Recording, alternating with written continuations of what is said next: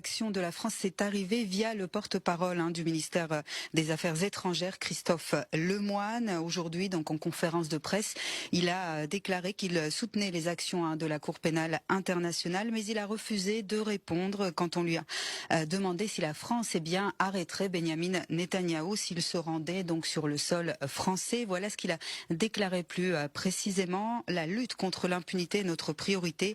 Nous avons ratifié le statut de la Cour pénale internationale en 2000 et avons toujours soutenu les actions de la Cour.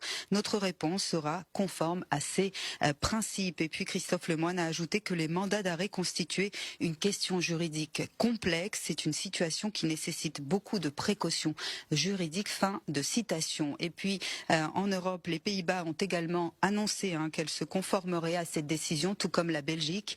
C'est la vice-première ministre Petra de Sutter qui a appelé jeudi l'Europe à se conformer à cette décision de la Cour. L'Europe, dit-elle, doit imposer des sanctions économiques, suspendre l'accord d'association avec Israël et exécuter ses mandats d'arrêt. Ça, c'est ce qu'elle a écrit sur le réseau social X, avant d'ajouter: les crimes de guerre et les crimes contre l'humanité ne peuvent rester impunis. Même son de cloche du côté du chef de la diplomatie européenne. Joseph Borrell a affirmé que les mandats d'arrêt devaient être respectés et appliqués. Ce n'est pas une décision politique, dit-il, c'est une décision d'une cour de justice internationale, et la décision de la Cour doit être respectée et appliquée. Voilà ce qu'il a déclaré lors d'une conférence de presse à Amman avec le ministre jordanien des Affaires étrangères, Ayman Safadi.